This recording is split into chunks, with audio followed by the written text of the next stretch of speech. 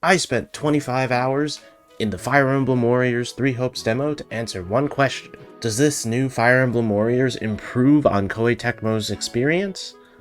Or is it another soulless cash grab using the Musou formula? For me and many others, Fire Emblem Warriors felt like a cash grab.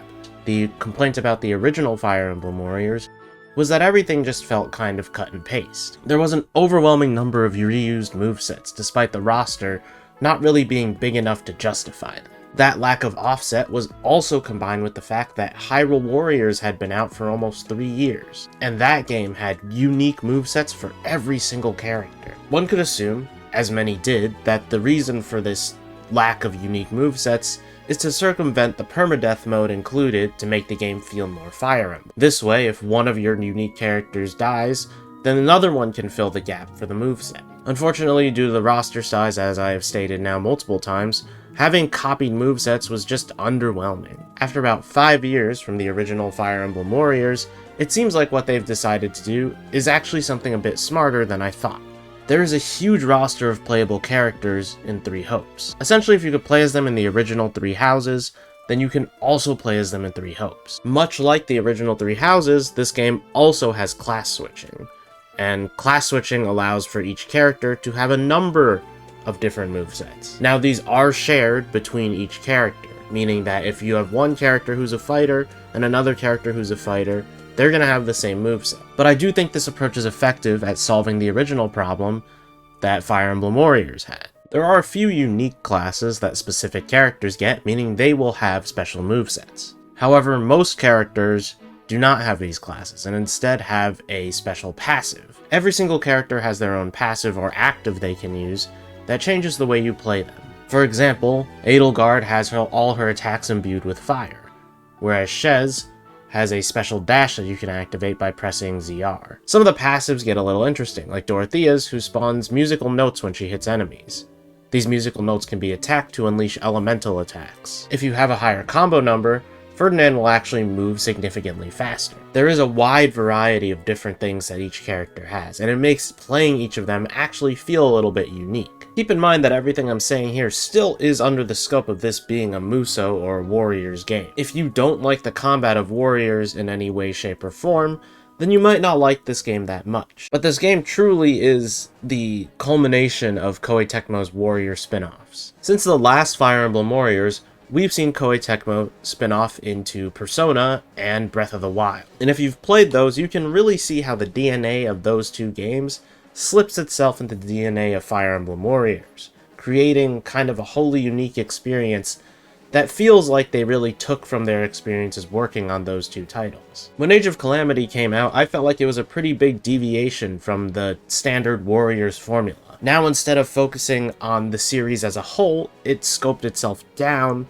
to focusing on one game from that series. This means while also taking UI and visual design from the base game, they could also take certain game mechanics from that game and implement them into the Warriors formula. While it still was a Musou game, Age of Calamity also contained mechanics from Breath of the Wild, such as Flurry Rush. It also used the world map from Breath of the Wild to make things a little more Breath of the Wild-y. What does that mean? I don't know. I do know, but I don't. Basically, it just makes it feel like it's part of the already existing world in the base game. Persona 5 Strikers also did this to the Musou formula. This game tells its own contained story that serves as a sequel to the original Persona 5. It introduces new characters while still feeling like a Persona story. Whereas most Warriors games focus on side content to pad out the length, this game ends at the end of its story. You can reload the save file to reload before the final boss, but other than that, your options are to go into New Game Plus or to just not play the game anymore. It has a very unique style for dungeon crawling that makes it super interesting and super fun to play, and it feels more like Persona with action combat than a Musou game for the Persona series. These two games mix the mechanics from their original series into the Musou formula, so they don't just feel like a Musou game with characters from that series, and instead feel like a game from that series with Musou combat.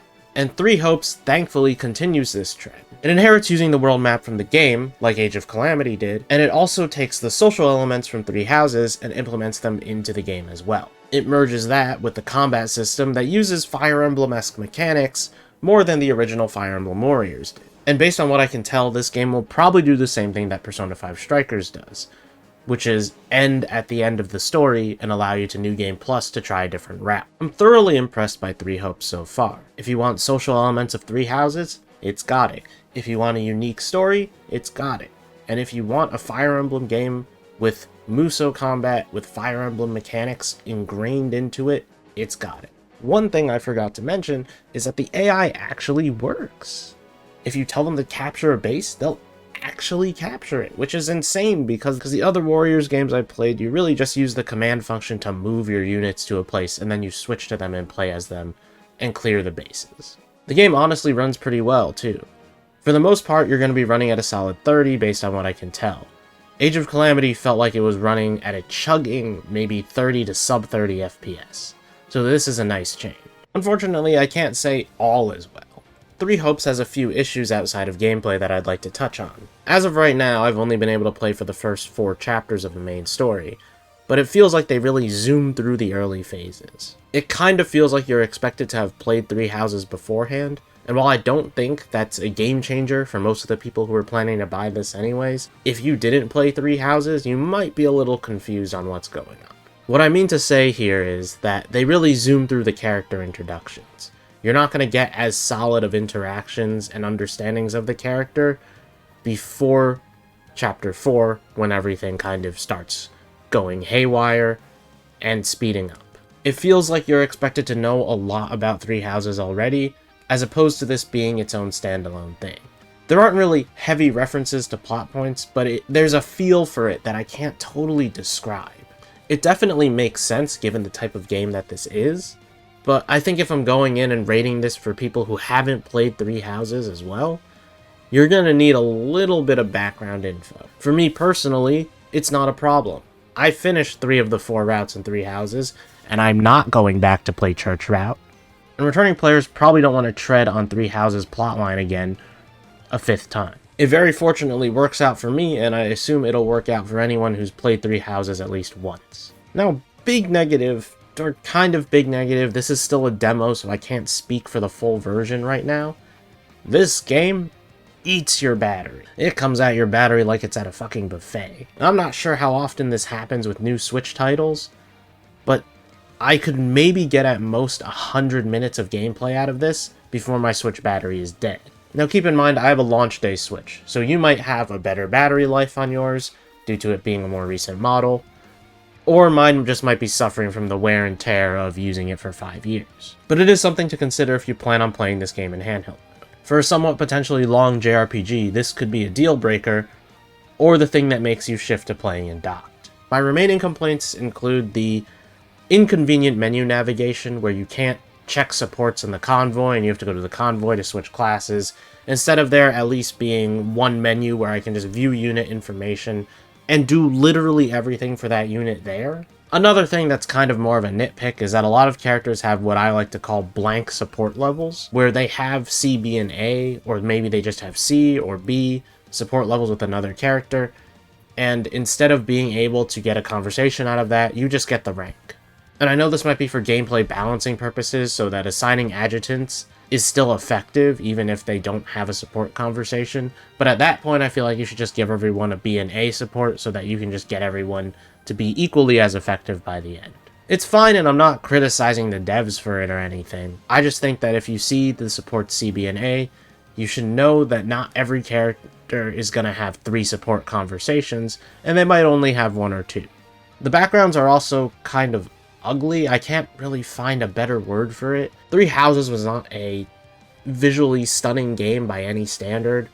It looked pretty so keep that in mind. The backgrounds are not going to wow you all the time. Especially when you're wandering and exploring the base camp, it's not the most visually appealing thing. All of these here are just relatively minor complaints for me. I don't think they ruin the experience, I just think they drag it down a little bit.